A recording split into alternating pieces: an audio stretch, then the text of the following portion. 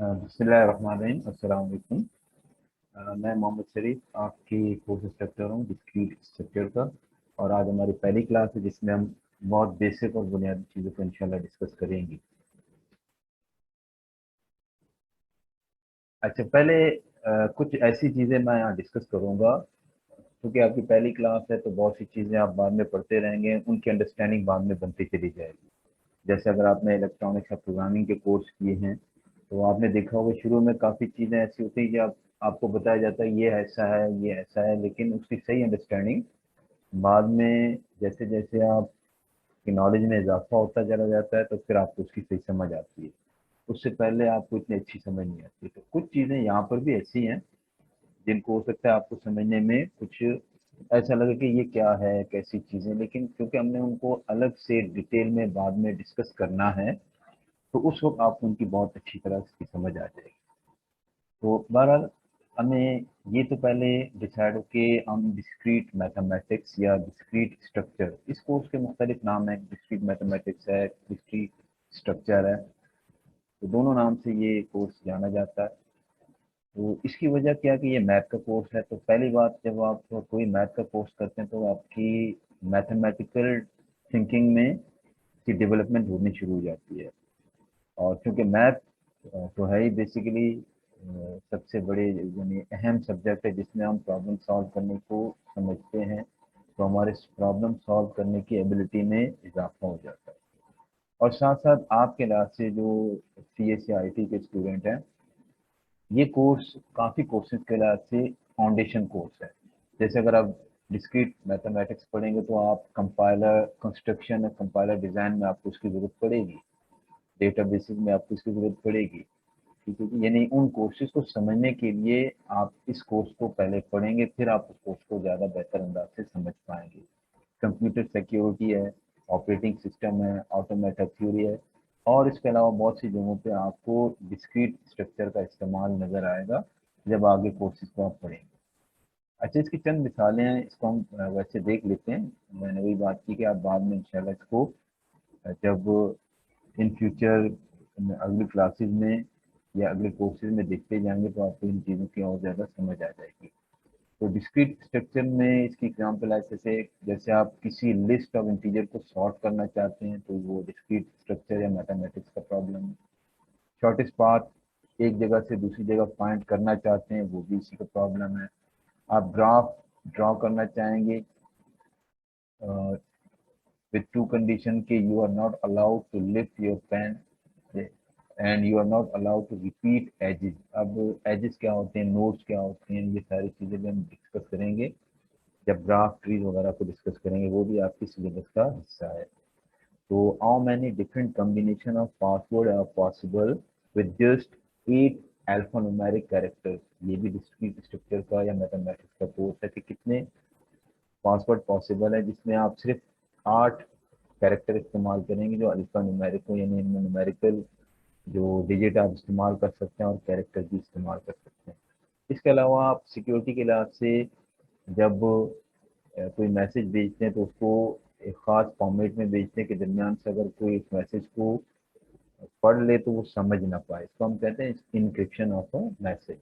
तो यहाँ पर भी हम डिस्क्रीट मैथमेटिक्स का इस्तेमाल करते हैं। अब डिस्क्रीट मैथमेटिक्स है क्या, तो उससे पहले कि हम डिस्क्रीट मैथमेटिक्स को ज़्यादा डिटेल में पढ़ें, हम पहले ये जो लफ्ज़ डिस्क्रीट, इसको समझने की कोशिश करते हैं। अगर आपने डीएलडी की कोई क्लास ली या आगे आप डीएलडी की क्लासें लेंगे तो वहाँ पर आपको इस लफ्ज़ से वास्ता पड़ेगा, डिस्क्रीट और एनालॉग। ठीक है, यहाँ हम इसको डिस्क्रीट और कंटिन्यूस से हम लेंगे। वहाँ पे एनालॉग को कंटिन्यूस कहेंगे या कंटिन्यूस को एनालॉग कहेंगे, और उसके बाद डिस्क्रीट को भी हम पढ़ेंगे। तो ये डिस्क्रीट उसे कहते हैं कि जहाँ पे मुख्तलिफ ऑब्जेक्ट अलग अलग तौर पर वाज़ेह हों, मुख्तलिफ ऑब्जेक्ट अलग अलग तौर पे वाज़ेह हों तो उसमें हम डिस्क्रीट कहेंगे।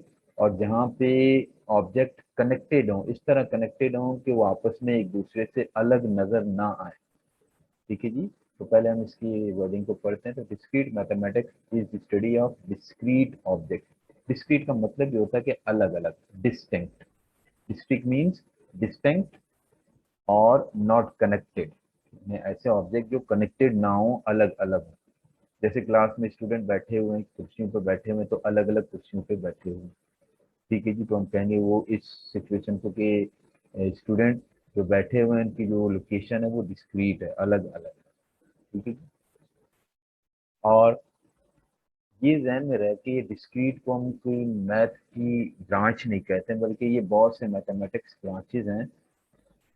उनमें से उस मुख्तलिफ ब्रांचेज में से उनके वो पोर्शन जो डिस्क्रीट से कनेक्टेड है, यानी जहाँ पे हम अलग अलग ऑब्जेक्ट को डिस्कस करते हैं, तो उन तमाम पोर्शन को हमने अलग किया और उसका नाम दे दिया डिस्क्रीट स्ट्रक्चर या डिस्क्रीट मैथमेटिक्स। अब डिस्क्रीट क्या है और कंटिन्यूस क्या है, तो उसको हम ज़रा सी इससे देखते हैं एग्जाम्पल से। और वैसे हम कहते हैं कि हमने मैथमेटिक्स को ओवरऑल दो हिस्सों में डिवाइड किया, एक है डिस्क्रीट और एक है कंटिन्यूस। इसको हम मिसाल से समझते हैं। फॉर एग्जांपल आपने अर्ली क्लासेस में ग्राफ ड्रा किए होंगे और आपको ये पता है कि नंबर है, नंबर सिस्टम है जिसमें नेचुरल नंबर होते हैं। नेचुरल नंबर कौन से होते हैं?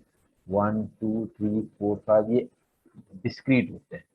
इसमें 1.11 1.12 या 1.0011 1 ऐसा नहीं होता। वन और टू के दरमियान कोई और चीज नहीं है। वन और टू के दरमियान कुछ भी नहीं है। वन अलग, टू अलग, दे आर कंप्लीटली डिस्क्रीट। ऐसा नहीं कि वन को टू तक जाने के लिए आपको मजीद छोटे छोटे हिस्सों में डिवाइड करना शुरू कर दें, ऐसा नहीं है। तो यहाँ पे natural number are discrete like 1 2 3 4 5। तो अगर मैं ग्राफ ड्रा करूं, और ग्राफ हमें पता है कि रिलेशन है जिसमें दो टू डायमेंशन में हम दो वेरिएबल के रिलेशन को शो कर रहे होते हैं। अच्छा, यहाँ पे इस रिलेशन को हमने y is equal to X से डिनोट किया। ठीक है जी, y is equal to X, यानी y1 है तो x भी 1, y2 है तो x भी 2, y3 है तो x भी 3। ठीक है जी। तो अगर मैं इसको ग्राफ को ड्रॉ करूं तो x एक्सिस और y एक्सिस को मैंने यहाँ पे ड्रॉ किया हुआ है। आप देख सकते हैं कि x की वैल्यू 1 है तो y की वैल्यू 1 है, x की वैल्यू 2 है तो y की वैल्यू 2 है। इस तरह हमने इन मुख्तलिफ पॉइंट, मुख्तलिफ वैल्यूज ऑफ x के साथ y की वैल्यू को मिला के उसके रिलेशन को एक डॉट से रिप्रेजेंट किया। और मुख्तलिफ वैल्यू के लिहाज से, जैसे कि आपको यहाँ नजर आ रहा है 6 वैल्यू हैं, हमने x की वैल्यू 1 से लेकर 6 ले ली और उसकी करस्पॉन्डिंग वैल्यू y को लेते हुए यहाँ पे इनको प्लॉट किया। तो आपको वाज़ेह नजर आ रहा है कि ये जो डॉट्स हैं ये एक दूसरे से अलग अलग, कैसे हैं? अलग है ना, वाज़ेह तौर पर अलग है। तो these are discrete points, these are what, discrete points. ठीक है जी। अच्छा जी, अब इसी तरह अगर हम मैं मिसाल ले लूँ कंटिन्यूस ऑब्जेक्ट के लिहाज से ग्राफिकली रिप्रेजेंट करूँ। अब मैं क्या करता हूँ कि रिलेशन तो वही है, x is equal to Y या y is equal to X. अब मैं यहाँ नंबर जो ले रहा हूँ वो रियल नंबर है। नंबर कैसे हैं? Real number. और आपको पता होना चाहिए कि रियल नंबर में 1 और 2 के दरमियान इनफाइनाइट वैल्यू आप ले सकते हैं, 2 और 3 के दरमियान इनफाइनाइट वैल्यू ले सकते हैं, 3 और 4 के दरमियान इनफाइनाइट वैल्यूज आप ले सकते हैं।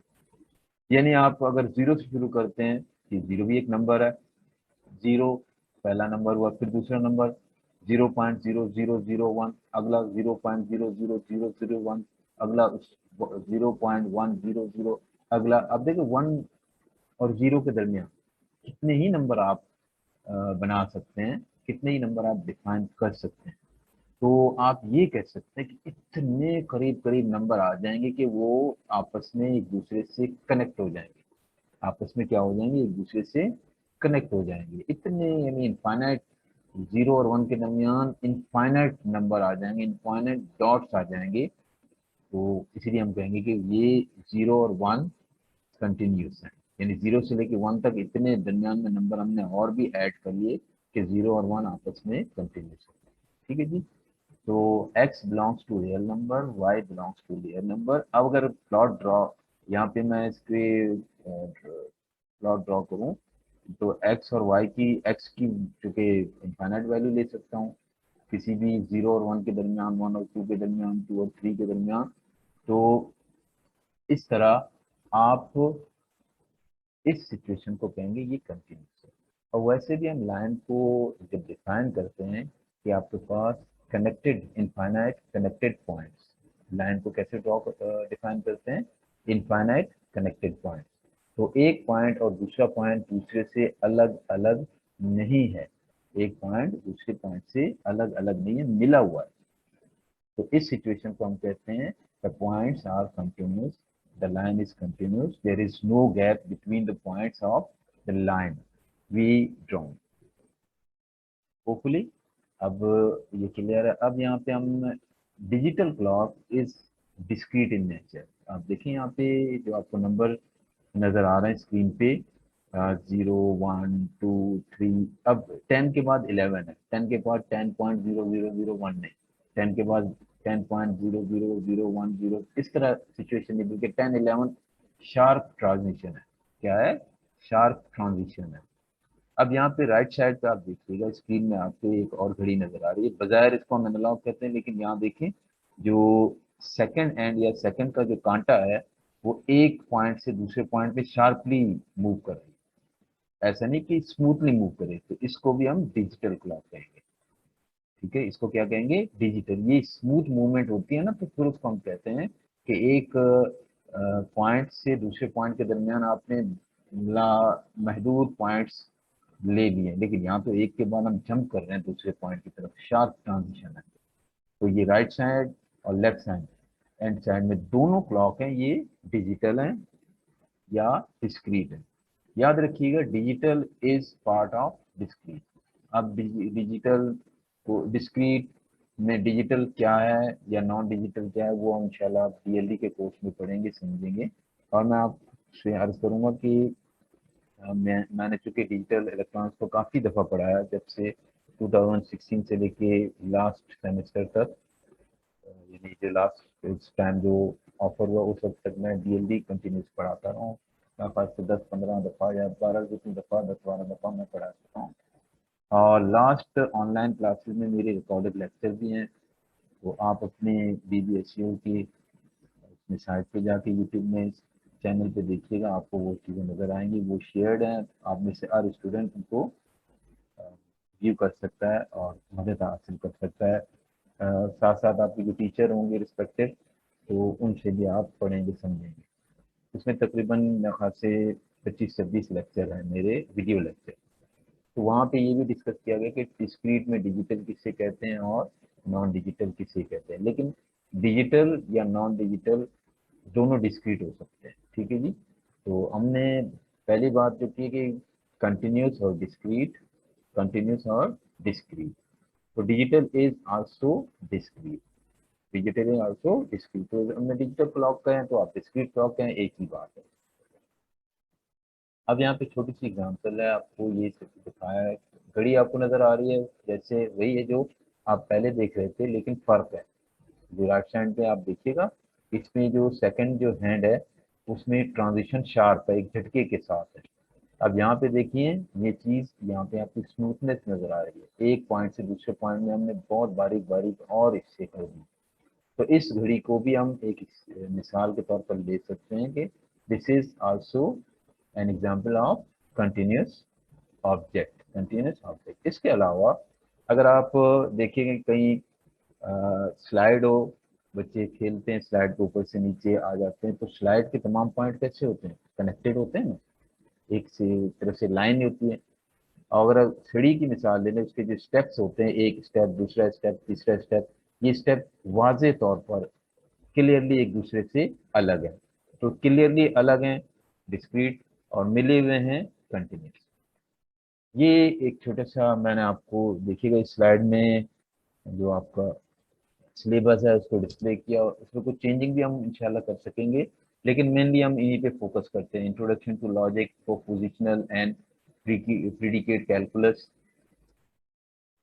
to table, negation, dissension, conjunction, mathematical reasoning, implication, equivalence of mathematical reasoning, predicates, quantifier, set theory, natural deduction, rules of inference, methods of proof, of use in program providing, method of proofs and resolution, principal, function in discrete mathematics, mappings, injection, surjection। तो ये काफ़ी चीज़ें आपको fill वक्त, तो अगर मैं list को मैं पढ़ भी रहा हूँ तो हो सकता है आपको इतनी समझ ना आए, आपका ये दूसरा सेमेस्टर है, लेकिन इंशाल्लाह इंशाल्लाह कोशिश करेंगे।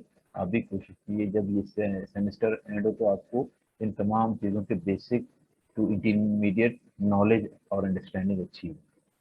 अच्छा, रेफरेंस बुक आप देखिएगा, इसमें रोजन की, कैनेथ एच रोजन की बुक बहुत मेरे ख्याल से सेवन्थ या सिक्स एडिशन है, मेरे ख्याल से सेवन्थ एडिशन भी है, और इसके पीडीएफ अवेलेबल है, नेट से आप डाउनलोड कीजिएगा। इसके अलावा आपके पास कॉलमैन की बुक है, वो भी आप देख सकते हैं।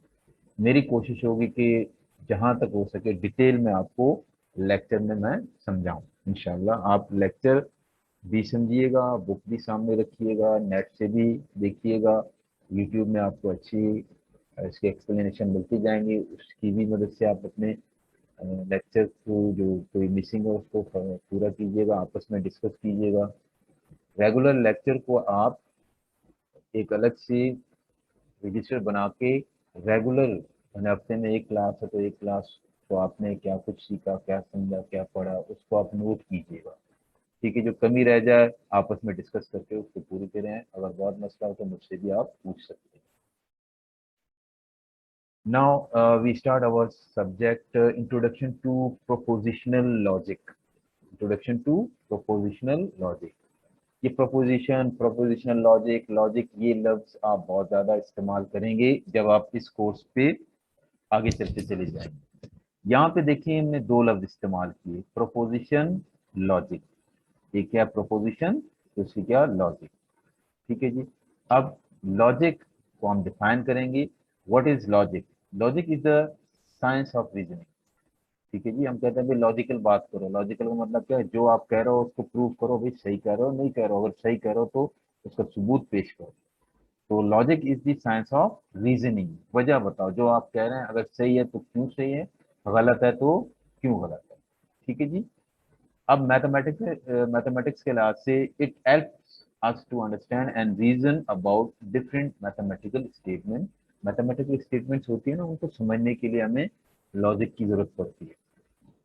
With rules of logic, we should be able to think about mathematical statements, and finally we would be able to prove or disprove those mathematical statements precisely। जैसे आपके पास एक रूल है ना कि Pythagoras rule, A square is equal to B square plus C square, तो ये mathematical statement है। अब इसको आपने कैसे प्रूव करना, तो लॉजिक की बेस पे आप इसको प्रूव करेंगे। तो इसकी एक एग्जांपल आप यहाँ पे देखिएगा। Rules of logic enables us to reason about the mathematical statements like, for every positive integer n, the sum of positive integer not exceeding n is n plus 1 divided by 2। हमारे पास positive integer हैं, कितने n है, यानी 2 हैं, 4 हैं, 6 हैं, 8 है, 10, 12, जितने भी हैं उनको अगर मैं सब के सबको सम कर दूं, कि अगर मैं 10 नंबर ले रहा हूँ, 10 पॉजिटिव इंटीजर नंबर ले रहा हूँ, सबको सम करूँ, तो नतीजा क्या आएगा? n plus one divided by two. n plus one divided by two, इस किस्म की चीजें आप फर्स्ट ईयर में बहुत कर चुके हैं सीक्वेंस सीरीज में। तो अगर n, मैं 10 नंबरों को ऐड करना चाहूंगा तो मैं क्या लिखूंगा? पहले 1 plus 2 plus 3 plus 4 plus 5 plus 6, चलते चलते प्लस 10। अब इसका नतीजा क्या आएगा? इसको हमने एक रूल की फॉर्म में यहाँ पे पेश किया। वो क्या है कि अगर आप 10 नंबर चाहते हैं ना इंटीजर, तो n की जगह 10 लिखें, 10, फिर 10 प्लस 1 11, तो 10 मल्टीप्लाई बाय 11, जो आंसर आता है उसको डिवाइड करें किससे? 2 से। तो आपको 1 plus 2 plus 3 plus 4 up two plus 10 तक, इन सबको जमा करने से जो आंसर आना चाहिए इस स्टेटमेंट से वो चीज आ जाएगी। ठीक है जी। तो for every positive integer N, the sum of positive integers not exceeding N is, यानी एन तक ही आपने इनको जमा करना है, उससे आगे नहीं जाना है। अगर 10 है तो 10 नंबर तक ही जाना है, अगर 20 है तो 20 नंबर तक ही जाना है। This is either a valid mathematical argument और it is an invalid argument. याद है आपने इस किस्म की आप लिखते थे और उसको मैथमेटिकल इंडक्शन से प्रूव करते थे, अगर आपको याद हो फर्स्ट ईयर में। तो वहां पे हम एक तरतीब से एक लॉजिक लेके चलते थे कि पहला स्टेप ये है, अगर ये ट्रू है दूसरा स्टेप ये है, अगर ये ट्रू है तीसरा स्टेप ये है, अगर ये फलां फलां स्टेप ट्रू है तो ओवरऑल आपकी जो थ्योरम है, ओवरऑल जो स्टेटमेंट है वो ट्रू है। अच्छा, मैं अंदाजा कर सकता हूँ कि क्योंकि यहाँ पे हम ऐसी मिसालें ले रहे हैं जो एकदम से एक प्रॉब्लम है, हो सकता है किसी हद तक आपको दिक्कत हो रही है, लेकिन जैसे ये लेक्चर खत्म हो जाए उसके बाद आपसे मैं ये गुजारिश करूंगा कि लेक्चर को कम से कम आपने 2 दफा रिपीट करें और उसके नोट्स भी लिखने हैं, तो जो कमी बेशी होगी इंशाल्लाह वो खत्म हो जाएगी। ठीक है जी, तो ये हो सकता है कि मेरे समझाने में या आपके समझने में कुछ कमी रह जाए, तो उसको रिपीट करने से, लेक्चर को रिपीट करने से आप उस कमी को इंशाल्लाह पूरा कर सकते हैं। और इसके बाद भी आपको समझना है तो आप इंशाल्लाह मुझसे पूछिए। Propositional purpose of logic is to construct valid arguments और प्रूफ। ठीक है जी, आर्गुमेंट का नाम दें या प्रूफ का नाम दें। यहाँ पे एक मिसाल आपको नजर आ रही है, इस मिसाल को हम इंशाल्लाह अगले लेक्चर में भी पढ़ेंगे और आपको एक लॉजिकल प्रॉब्लम के लिहाज से बहुत मजा आएगा। कि एग्जांपल नंबर 2 आप देखिएगा कि किसी जगह पे 2 तरह के लोग रहते हैं, किसी जगह पे 2 तरह के लोग रहते हैं। ठीक है जी, और उनमें से एक टाइप के लोग हमेशा झूठ बोलते हैं और एक टाइप के लोग हमेशा सच बोलते हैं। एक टाइप के लोग हमेशा झूठ बोलेंगे और एक टाइप के लोग हमेशा सच बोलेंगे। मैं आपको एक मिसाल सामने पेश कर रहा हूँ कि ये जो डिस्क्रीट स्ट्रक्चर आप पढ़ेंगे इस किस्म की मिसालों को, इस किस्म के प्रॉब्लम को डिस्क्रीट मैथमेटिक्स की मदद से आप सॉल्व करेंगे। और वैसे अगर मैं आपसे, चूंकि ये आपके सामने लिखा हुआ है, आप देखेंगे और बाद में बैठ के सोचिएगा कि ये कैसे मैं जवाब दूँ, लेकिन जब यही एग्जाम्पल हम जो कमिंग लेक्चर में सामने पेश करेंगे और वहाँ पे रीजन करेंगे लॉजिकल बेसिस पे, तो आप कहेंगे हाँ वाकई इसका जो आंसर हम दे रहे हैं वो वाकई सही है। अब 2 अफराद से आपकी मुलाकात होती है, एक का नाम एलेक्स है और एक का नाम बॉब है। ठीक है जी, अब एलेक्स कहता है कि बॉब हमेशा सच बोलता है। ठीक है जी, और बॉब कहता है कि हम दोनों अलग अलग टाइप के हैं, यानी इनमें से एक सच बोल रहा है और एक झूठ बोल रहा है। तो अब बॉब और एलिस किस टाइप के हैं? दोनों सच्चे हैं, दोनों झूठे हैं, या एक सच्चा या एक झूठा, कैसे पता चलेगा? कुछ आइडिया हो रहा है ना? ये प्रॉब्लम बाजार मुश्किल है, लेकिन जब आप इस किस्म की जब प्रोपोजिशनल लॉजिक को समझेंगे, ठीक है जी, जब आगे क्लासेस आप लेंगे, अटेंड करेंगे और लेक्चर को समझेंगे, तो उसके बाद ये बाजार मुश्किल सवाल भी आपको बहुत आसान लगेगा। तो आज के लेक्चर में ये जो एक आध मिसाल मैं शुरू में दे रहा हूँ, उसका मकसद ये कि आपके अंदर ये तजस्सुस हो कि वाकई इस जो सब्जेक्ट को हम पढ़ेंगे तो इससे हमें फायदा होगा आम जिंदगी में भी और आपकी उसमें लेक्चर यानी कोर्सेज के लिहाज से, आपकी स्टडी कंप्यूटर साइंस की स्टडी के लिहाज से।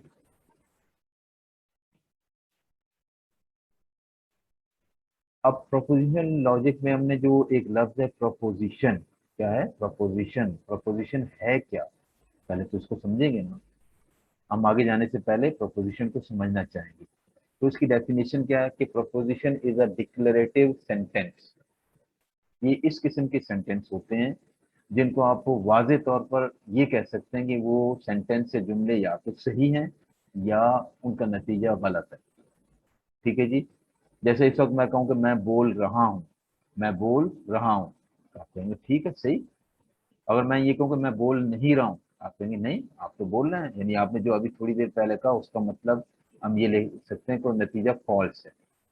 ठीक है जी, अब मैं ये कहूँ इस वक्त दिन है, तो आप कहेंगे ट्रू, बिल्कुल सही। अगर मैं ये कहूँ कि इस वक्त रात है, तो आप कहेंगे नहीं नहीं सर, इस वक्त रात कैसे है, ये तो आपने गलत कहा, फॉल्स। ठीक है जी, मैं ये कहूँ कि लाइट है, फॉर एग्जाम्पल किसी जगह पे बैठा हुआ और वहाँ वहाँ पे लाइट है, बिजली है, तो आप कहेंगे ट्रू। और मैं कहूँगा कि बिजली नहीं है, लाइट नहीं है, और जबकि इस वक्त लाइट हो, तो आप कहेंगे फॉल्स। तो प्रोपोजिशन ऐसे जुमले होते हैं कि जिनके मुतालिक आप ये वाजे तौर पर डिसाइड कर सकते हैं कि वो सही हैं या गलत है, यानी वो ट्रू हैं या फॉल्स हैं, उनका नतीजा आप सच या झूठ की फॉर्म में बिल्कुल दे सकते हैं। तो ये प्रोपोजिशन की क्या है डेफिनेशन, इसको अच्छी तरह समझ लें। A sentence that is declaring a fact or stating an argument, it proposition which can be either true or false। Which can be either true और फॉल्स। तो प्रोपोजिशन एक ऐसा जुमला होता है जिसके मुताबिक आप ये कह सकते हैं कि ये सही है या गलत। इसकी एग्जांपल आप देखते हैं। एक example, Delhi is the capital of India, या हम अपने लिहाज से कहें, ये मैंने नेट से इसकी स्लाइडें उठाई हैं। मैं ये कहूँ कि Islamabad is the capital of Pakistan, आप कहेंगे ट्रू। अगर मैं कहूँ कि Hyderabad is the capital of Pakistan, आप कहेंगे फॉल्स। ये जुमला कैसा हुआ? ये एक प्रपोजिशन है। अब मैं कहूँ कि वाटर फ्लोज दिस मॉर्निंग, अगर सुबह बहुत सर्दी का टाइम हो तो जो है ना पानी जम चुका था और वाकई जमा था, तो आप कहेंगे ट्रू। अगर नहीं जमा तो आप कहेंगे फॉल्स। अब नीचे तीसरे नंबर पे आप देखिएगा 1+1 = 2, ये मैथमेटिकल स्टेटमेंट है ना, ठीक है जी। देखिए जो ऊपर वाले स्टेटमेंट, इनको भी हम बाद में मैथमेटिकल फॉर्म में लिखेंगे, बजाय आपको नॉर्मल सेंटेंस नजर आ रहा है, लेकिन इसको हम मैथमेटिकल फॉर्म में लिखेंगे बाद में इंशाल्लाह। तीसरे नंबर पे आप देखिएगा 1+1 = 2, मैं कहूँ कि 1+1 = 2, आप कहेंगे ट्रू।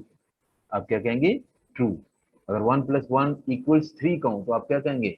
क्या है इसका नतीजा? फॉल्स, गलत। 1+1 = 2, दो वन, एक और एक दो होते हैं, आप कहेंगे ठीक है, दुरुस्त कहा आपने। मैं कहूँगा 1+3 2 होते हैं, आप कहेंगे गलत कहा आपने। तो ट्रू और फॉल्स जिस जुमले के एंड में आप ये डिसाइड कर सकते हैं कि overall that sentence is true और फॉल्स, तो that types of sentences are known as proposition. क्या कहा जाता है इनको? प्रोपोजिशन। उनका आउटपुट सिर्फ दो हो सकते हैं, ट्रू या फॉल्स। लेकिन याद रखिएगा, एक वक्त में या ट्रू है या उसी वक्त में फॉल्स। ये नहीं कि उसी वक्त ट्रू भी है और उसी वक्त फॉल्स भी है। अब मैं कहूँगा लाइट है, तो आप कहेंगे ट्रू फॉल्स। अब लाइट है, या अगर लाइट होगी तो आप कहेंगे ट्रू, अगर लाइट नहीं होगी उस वक्त तो आप कहेंगे फॉल्स। लेकिन एक ही वक्त में आप ट्रू और फॉल्स दोनों चीजें नहीं कहेंगे, ठीक है। 1+1 = 2, एक और एक, इन दोनों को जमा करें, आंसर 2, तो आप कहेंगे ट्रू। लेकिन आप ये तो नहीं कहेंगे ट्रू और फॉल्स, दो ट्रू भी है और फॉल्स सही भी है और गलत, तो ऐसा नहीं है। यानी एक चीज के मतलब आप डेफिनेटली कह सकते हैं कि उस वक्त वो क्या है, ट्रू है या वो फॉल्स है। ऐसा जुमला कहलाता है प्रोपोजिशन लॉजिक। इसकी अब मिसाल, सॉरी प्रोपोजिशन कहते हैं। तो अब प्रोपोजिशन जो नहीं है वो क्या होते हैं? ये तो हमने कहा कि प्रोपोजिशन है। तो नीचे हमारे पास 5 मिसालें हैं, आप देखिएगा। व्हाट टाइम इज इट, ये आप किसी से सवाल पूछ रहे हैं, व्हाट टाइम इज इट, तो आप इसके मतलब सच या झूठ या ट्रू या फॉल्स नहीं कहेंगे लॉजिकली, ठीक है। आम जिंदगी में भी ये एक सवाल है। देखिए जो सवाल होता है, जो कुछ पूछा जाता है, वो प्रोपोजिशन नहीं है। ये आप अच्छी तरह याद रखिएगा, जो सवाल होता है वो कोई प्रोपोजिशन नहीं है।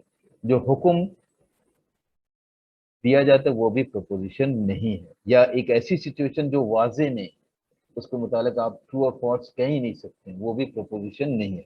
तो पहले मिसाल, व्हाट टाइम इज इट, क्या टाइम है, ये तो सवाल है, कि ट्रू फॉल्स वाली कोई सिचुएशन नहीं है। दूसरे में आप देखेंगे x+1 = 2, x जमा 1 = 2। अब x की वैल्यू का हमें पता नहीं, can it be true, can it be false, कुछ नहीं पता। एक ही वक्त में कंफर्म तो हम ये नहीं, जब तक x की वैल्यू मैं आपको ना दूं। मैं x की जगह 2 दे दूं, आप कहेंगे 2+1 = 2, फॉल्स, कंफर्म फॉल्स। x की वैल्यू मैं 1 दे दूं, आप कहेंगे कंफर्म ट्रू। लेकिन अब x की वैल्यू है ही नहीं आपके पास, तो यू आर नॉट श्योर कि it can be true, it can be false. तो दोनों सिचुएशन के इम्कान आते हैं। और हमने ये आपसे अर्ज किया, मैंने आपसे अर्ज किया कि the result of proposition can be true और false but can not be both. तो यहाँ तो दोनों वाली सिचुएशन आ रही कि एक्स की वैल्यू पे डिपेंड करता है इसका, ये सही भी हो सकता है या गलत भी। तीसरे नंबर पे देखिएगा, send us your resume before 11 PM, ये एक हुक्म है, आप किसी से कुछ करने के लिए कह रहे हैं, तो इसमें ट्रू और फॉल्स वाली कोई सिचुएशन नहीं है। चौथे पे, I request you to please allow me a day off, आप किसी से रिक्वेस्ट कर रहे हैं कुछ, एक तरह से तो रिक्वेस्ट है, हुक्म है, सवाल है, तो सवाल ही तो कर रहे हैं ना। I request you to please एक तरह से सवाल है, तो यहाँ पर भी ट्रू और फॉल्स कोई सिचुएशन नहीं है। पांचवा, फेच माई अम्ब्रेला, मेरा अम्ब्रेला ले आइएगा, उठा लीजिएगा। ये एक हुक्म है, तो हुक्म के मुतालिक वाज़े तौर पर मैं डिस्कस कर चुका हूँ कि इसको हम प्रोपोजिशन नहीं कहेंगे।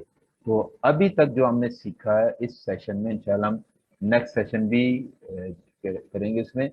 अच्छा, लॉजिक हो सकता है कुछ क्लियर ना हो, लेकिन प्रोपोजिशन अब तक क्लियर हो जाना चाहिए कि प्रोपोजिशन, ये हम सब्जेक्ट के लिहाज से ये पहली स्लाइड है जिसको हम समझ रहे हैं कि प्रोपोजिशन ऐसे सेंटेंस होते हैं जिनके बारे में आप एक वक्त में कंफर्म कह सकते हैं वो ट्रू हैं या फॉल्स हैं, दोनों नहीं, दोनों इम्कानात साथ साथ आप नहीं कहेंगे।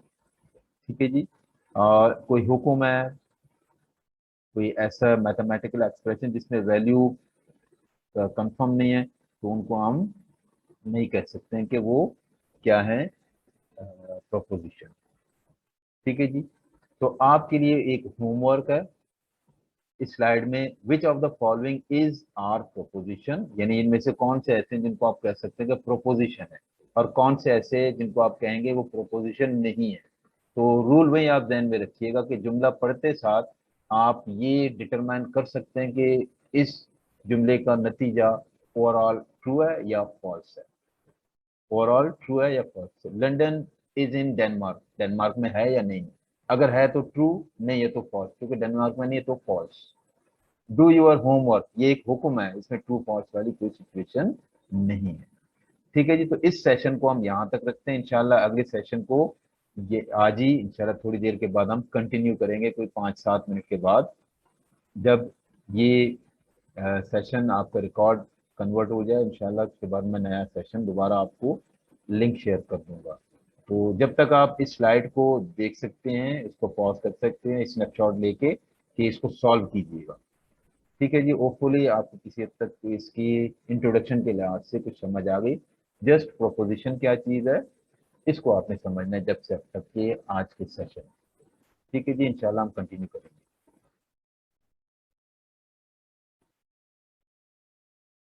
ठीक है, हम अपने लेक्चर को मजीद आगे ले जाते हैं, वहीं से कंटिन्यू करते हैं पिछले सेशन में जहाँ से हमने इसको छोड़ा था। तो मैंने आपको एक छोटा सा वो दिया है असाइनमेंट, होमवर्क प्रॉब्लम, तो जरा सा इसको डिस्कस करते हैं। आप खुद भी इंशाल्लाह, आप जाहिर बात है बार बार मैं डिस्कस नहीं करूंगा, जो होमवर्क आप खुद कीजिएगा, फिर आप बाद में आप अंदाजा लगाइए कि आपने किस हद तक लेक्चर को समझा है।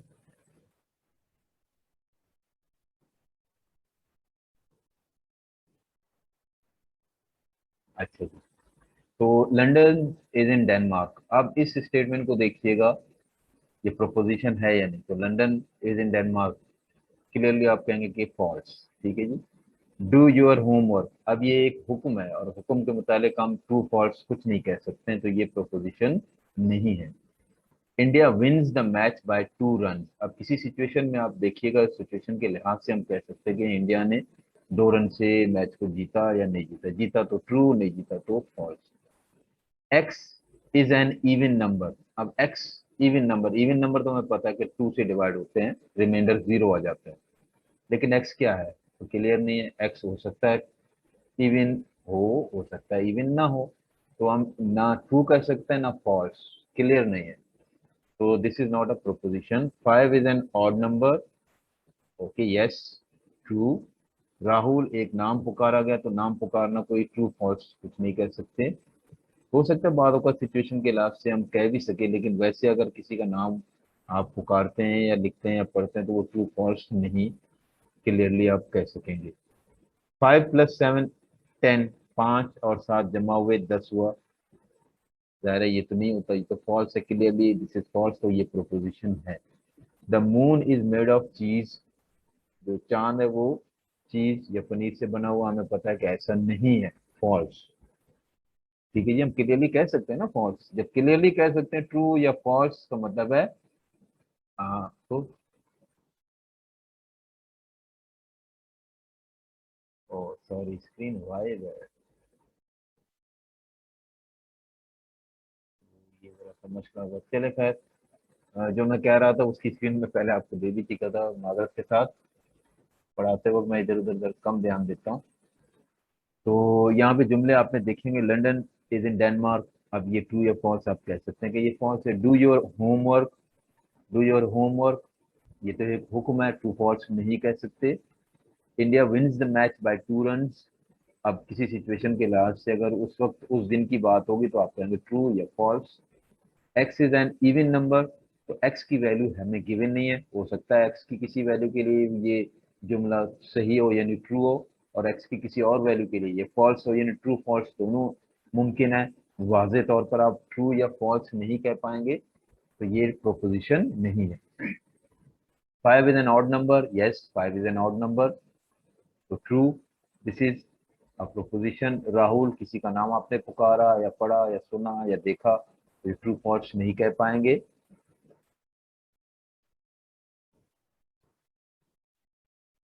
और मून इज मेड ऑफ चीज, तो clearly moon is not made of चीज, ये गलत है, ये इसको पहले हम वाजे कह सकते हैं कि false. The only odd prime number is 2, odd prime number is 2, क्या ये स्टेटमेंट सही है? एक तो प्राइम नंबर तो है लेकिन ये ऑड है, ऑड तो नहीं है ना, तो फॉल्स। तो इस जुमला नंबर 9 के लिए हम क्लियरली कह सकते हैं कि फॉल्स। जब क्लियरली फॉल्स कह सकते हैं तो प्रोपोजिशन नहीं है।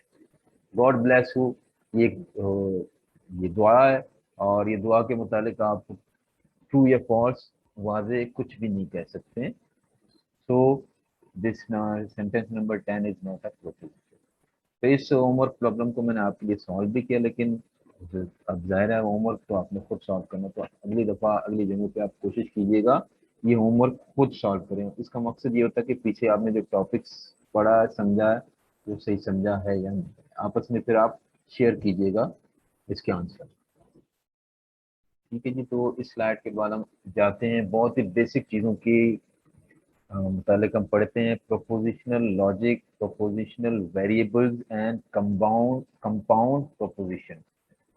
प्रोपोजिशनल लॉजिक, प्रोपोजिशन जो अभी हमने पढ़ा कि प्रोपोजिशन ऐसे सेंटेंस है जो ट्रू या फॉल्स हो सकते हैं।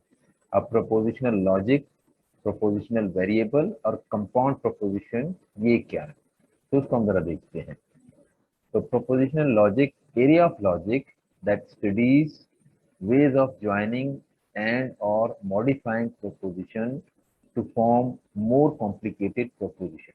ये ना हमारे पास किसी प्रोपोजिशन को लिया आपने किसी और के साथ उसको मिला दिया, या एक प्रोपोजिशन को ले लिया और उसको मॉडिफाई कर दिया, तो इस चीज को हम जिस एरिया में पढ़ते हैं उसको हम प्रोपोजिशनल लॉजिक कहते हैं।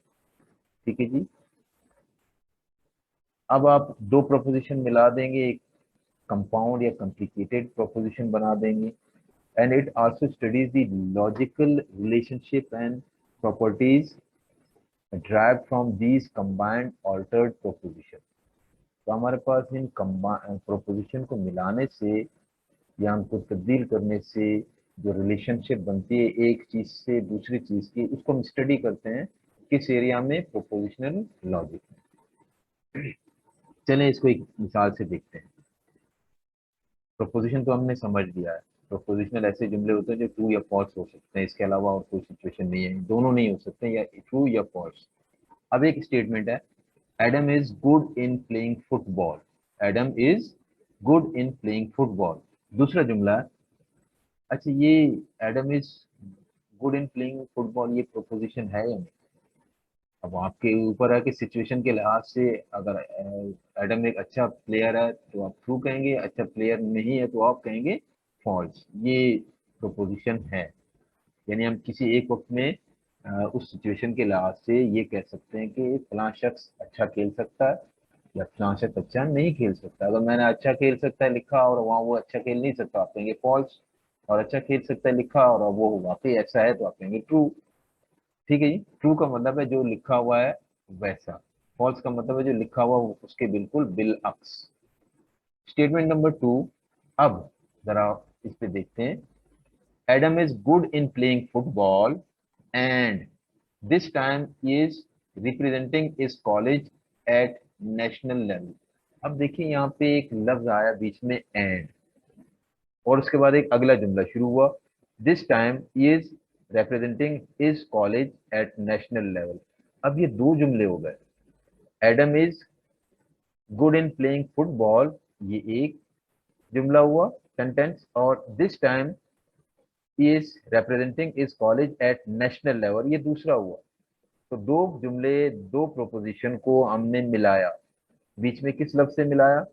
एंड से। ठीक है जी। तो हम ज्वाइन कर रहे हैं, पहले लाइन को आप देखिएगा, area of logic that studies ways of joining and और मॉडिफाइंग। अब इस वक्त हम ज्वाइनिंग की बात कर रहे हैं। हमने दो जुमले लिए, उनको ज्वाइन किया, दो प्रोपोजिशन लिए, उनको ज्वाइन। ठीक है जी। तो प्रोपोजिशन लॉजिक में हम ये काम करते हैं। अब इसी चीज को और वाज़ेह तौर पर इस स्लाइड में आपको दिखाया जा रहा है कि Adam is good in playing football. ये प्रोपोजिशन नंबर 1 है, इसका जवाब ट्रू भी हो सकता है या फॉल्स भी हो सकता है। एंड दिस टाइम, अब देखिए जो एंड लिखा है, दिस इज कनेक्टर या ज्वाइनिंग टूल या जो भी आप समझ लें, joins two proposition with logical connectives. ठीक है जी। ये दो प्रोपोजिशन को लॉजिकली कनेक्ट कर रहे हैं।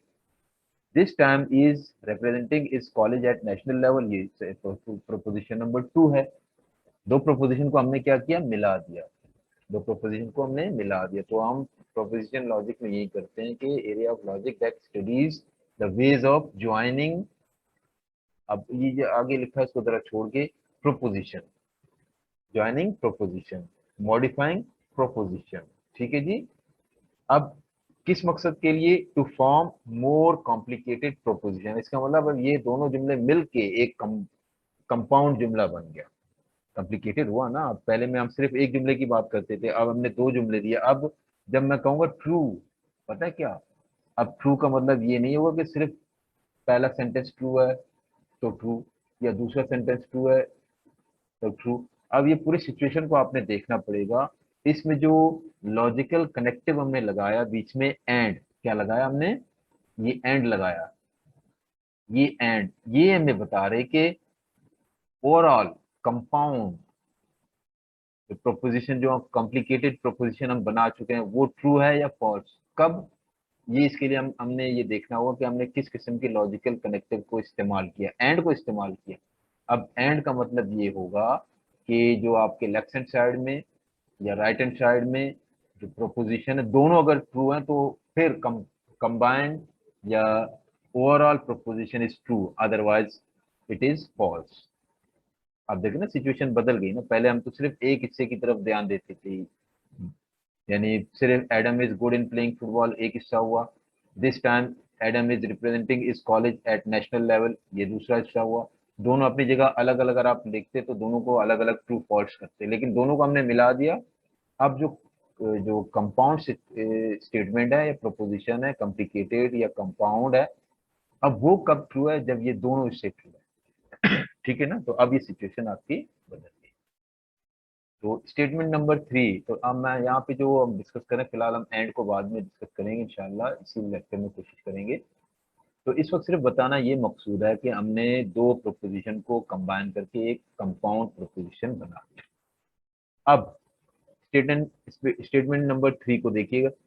I enjoy watching television. I enjoy watching television, यानी मैं टीवी देखता हूँ बड़े शौक से। Statement number 4, it is not the case that I enjoy watching the television. ये नहीं होता कि मैं टीवी का बड़ा शौकीन हूँ देखने का। तो आप देखें ना, पहला जुमला है उसको आपने क्या कर दिया? उलट दिया। It is not the case, ये इंग्लिश का सेंटेंस है, आपको समझ आ जानी चाहिए उम्मीद है कि, या इसको हम ये कहें कि I do not enjoy watching television, तब भी सही है। जुमले कहने का अंदाज है। It is not the case that I enjoy watching television, तो आपने पहले स्टेटमेंट नंबर 3 में जो कहा उसको बिल्कुल उलट दिया, एक तरह से आपने उसको मॉडिफाई किया। तो जो हमने अर्ज किया था कि प्रोपोजिशनल लॉजिक में area of logic that studies ways of joining and और मॉडिफाइंग प्रोपोजिशन, तो इसमें इस वक्त इस मिसाल में हम क्या कर रहे हैं? प्रोपोजिशन को मॉडिफाई कर रहे हैं। एक प्रोपोजिशन स्टेटमेंट नंबर 3 है, उसको हमने मॉडिफाई किया। स्टेटमेंट नंबर 4 में मॉडिफाई कैसे किया? उसको उलट दिया। उसको क्या किया? उलट दिया।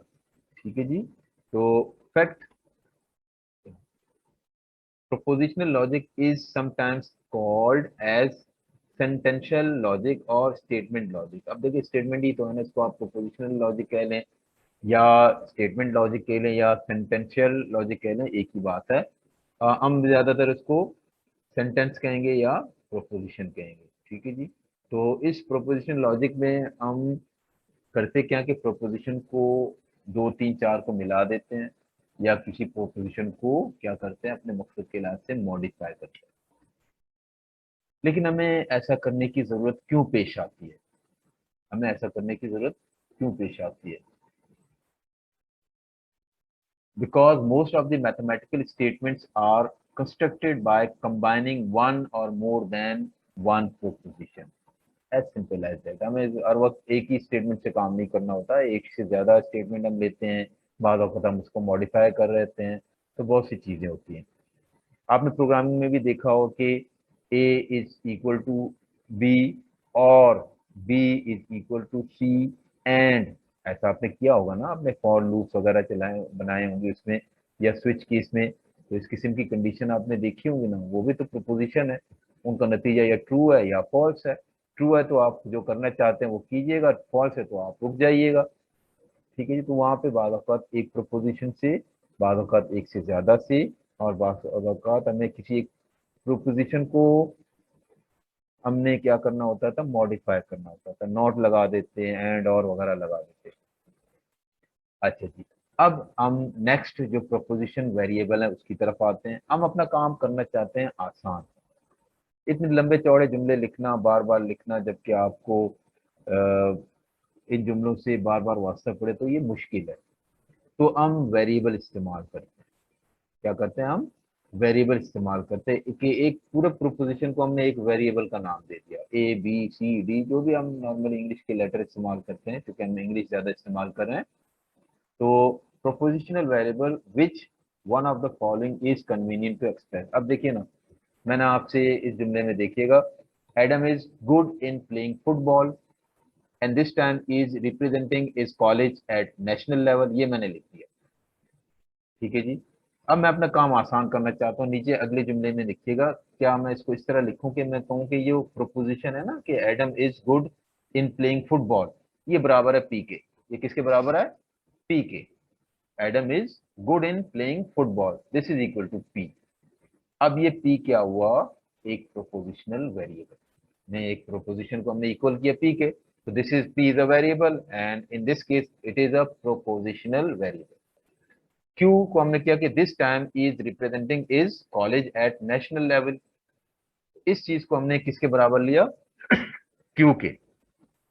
अब देखिए काम हमारा हुआ आसान। इस लंबे चौड़े जुमले के बजाय हम पी और क्यू लिख देते हैं, और दरमियान में एक जो लफ्ज आया था यहाँ पे, क्या आया था? एंड।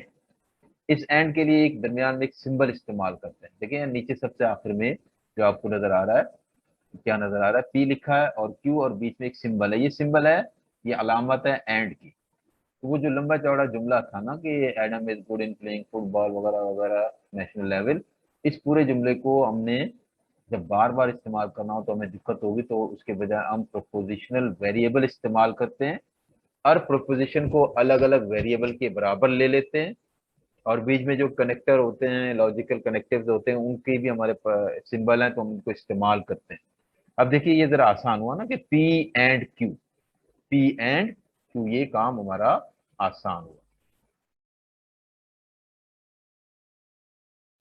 तो इसी को हम आगे बढ़ाते हैं कि जो जुमला था बड़ा था, उसको हमने पी एंड क्यू इस छोटे से सिंबल के तौर पर रिप्रेजेंट किया।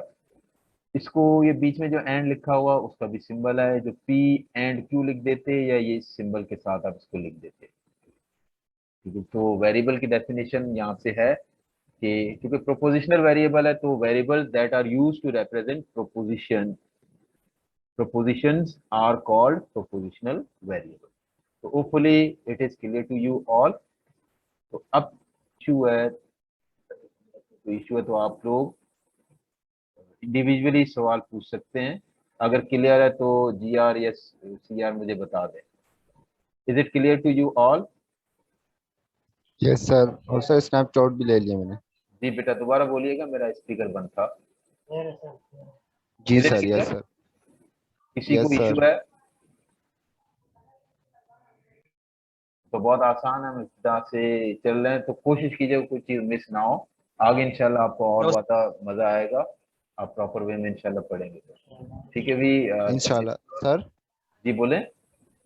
सर ये मैंने स्क्रीनशॉट तो इस सेमेस्टर के लिए, इस सेशन के ले लिए हैं। आप ये बताएं, जो फर्स्ट सेमेस्टर के स्क्रीनशॉट्स थे वो डिलीट कर दूं?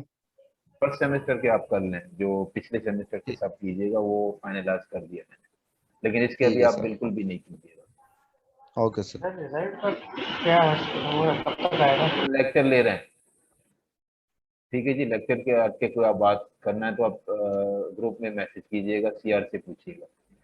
ठीक है बेटा, ये बहुत अच्छा सब्जेक्ट है, बहुत इंटरेस्टिंग सब्जेक्ट है और मज़ेदार सब्जेक्ट है। लेकिन जब आप जो लेक्चर है उनको मिस ना करें और कॉन्सेप्ट को क्लियर करते हुए जाइए। ठीक है, हम कंटिन्यू करेंगे अपने लेक्चर को। तो वी कंटिन्यू आवर लेक्चर। तो मैं आपको म्यूट कर रहा हूँ दोबारा। प्रोपोजिशनल वेरिएबल हमने डिस्कस किया, अब हम आते हैं negation, conjunction and disjunction. DLD की क्लासें होपफुली आप ले रहे हैं या लेंगे, तो उसमें आप निगेशन, कंजंक्शन और डिसजंक्शन को कुछ अलग नाम से पढ़ेंगे, लेकिन है वही सेम चीज। उसका स्कोप जरा अलग है, हमारा स्कोप जरा सा और ज्यादा बड़ा है। तो अब है ये क्या चीज, निगेशन, निगेट करना, क्या करना। अब देखिए ना, हमने एक चीज पढ़ी है कि मॉडिफाई करते हैं प्रोपोजिशन को, तो मॉडिफाई करना और प्रोपोजिशन को मिला के कंपाउंड प्रोपोजिशन बनाना, इसी चीज को हम आगे मजीद डिस्कस करें। इसके लिए हमें जो मजीद समझना है तो उसके लिए लिहाज से निगेशन, कंजंक्शन, डिस्टिंक्शन। तो there are 6 logical operators, connective there operator that we will focus on. ये 6 निगेशन, कंजंक्शन, डिस्जंक्शन, एक्सक्लूसिव और इम्प्लीकेशन बाय डायरेक्शनल। तो आज होपफुली हम डिस्जंक्शन तक कर लेंगे इंशाल्लाह, शुरू के 3 होपफुली इंशाल्लाह। तो बाद में हम या एक्सक्लूसिव और अगर टाइम मिला तो वो भी कर लेंगे। तो इन चीज़ों को आप डीएलडी में भी अपने अंदाज से पढ़ेंगे, लेकिन मैं आपसे ये अर्ज करूंगा कि जब आप पढ़ें तो आप किसी एक, मैं चूंकि बहुत कोर्सेज पढ़ा चुका हूँ, तो आप किसी टीचर को अगर वो डीएलडी पढ़ा रहे हैं, क्लास ले रहे हैं, तो डिस्क्रीट के लिहाज से आप उनको वो ना कीजिएगा। वो अपने सब्जेक्ट के लिहाज से जैसे उनको आप समझा रहे होंगे, वो अपने स्कोप के लिहाज से, तो आप उनके लिहाज से ही पढ़िएगा। लेकिन इंशाल्लाह दोनों सब्जेक्ट एक दूसरे को सपोर्ट करें।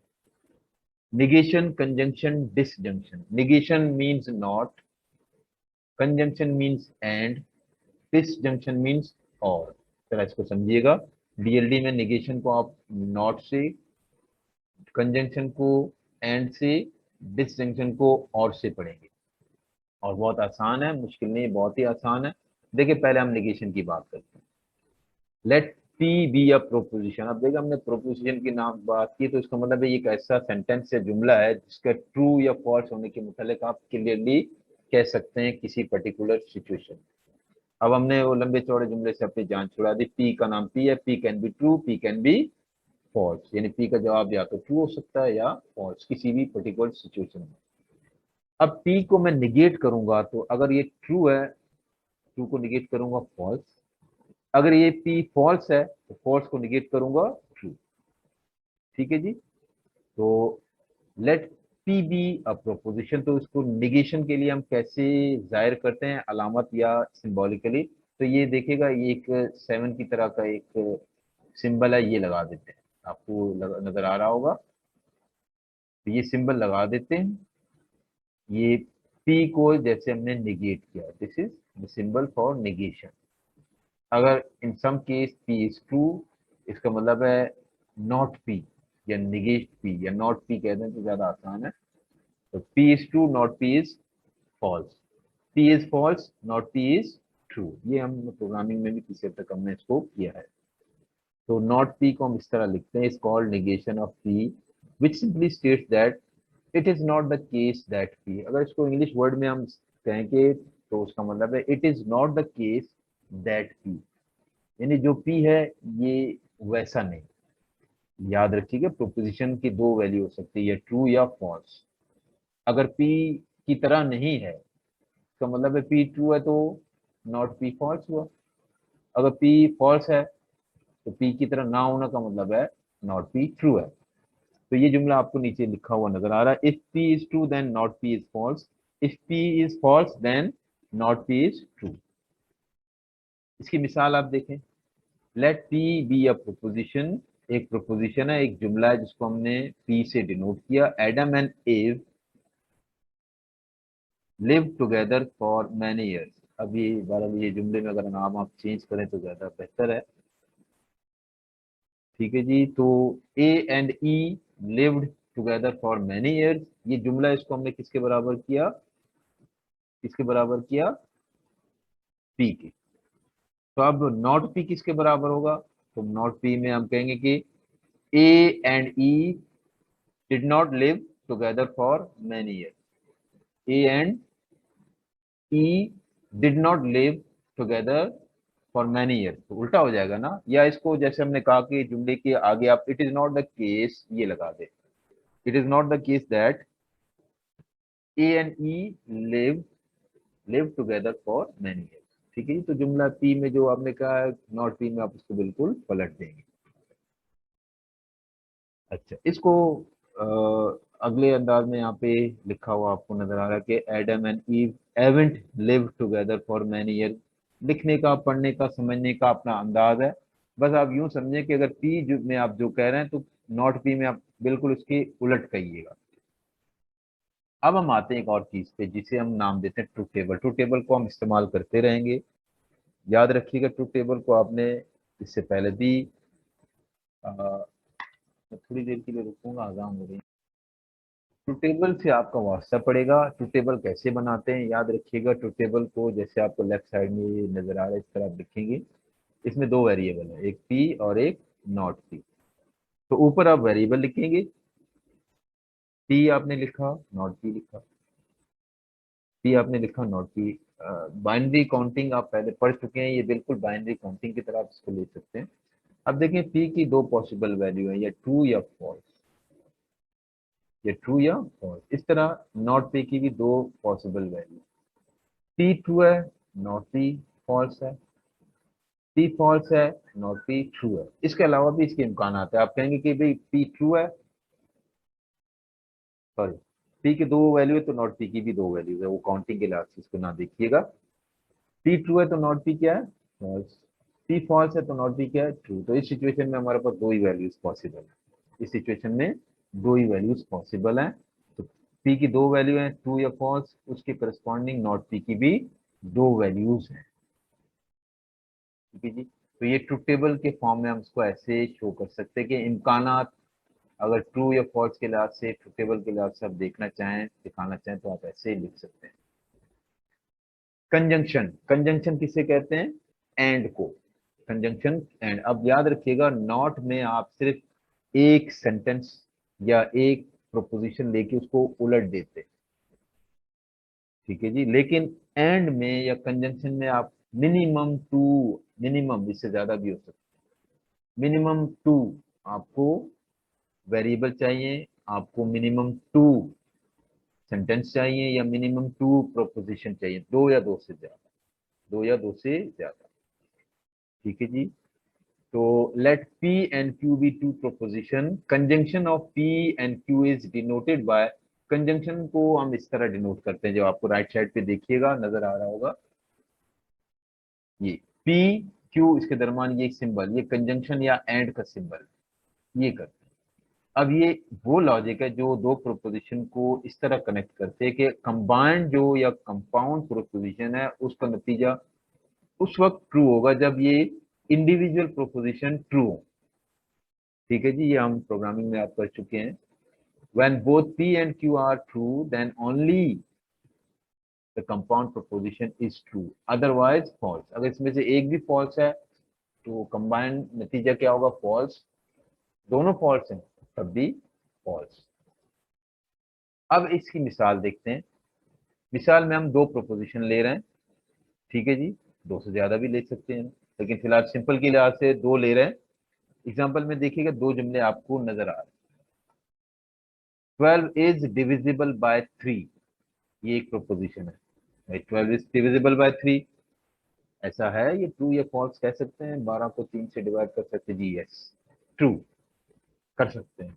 अगर मैं लिखता 12 इज डिविजिबल बाय 5 तो आप कहते हैं फॉल्स, ऐसा नहीं है। लेकिन इस सिचुएशन में ट्रू। मैंने आगे लिखा एंड, फिर अगला प्रोपोजिशन मैंने लिखा 3 is a prime number. 3 prime number है जो 1 और 3 के अलावा किसी और से कंप्लीटली डिवाइड नहीं होता। बिल्कुल सही। ठीक है जी। तो दो जुमले हैं जिनके दरमियान में क्या है, एंड। और and which operator is and conjunction.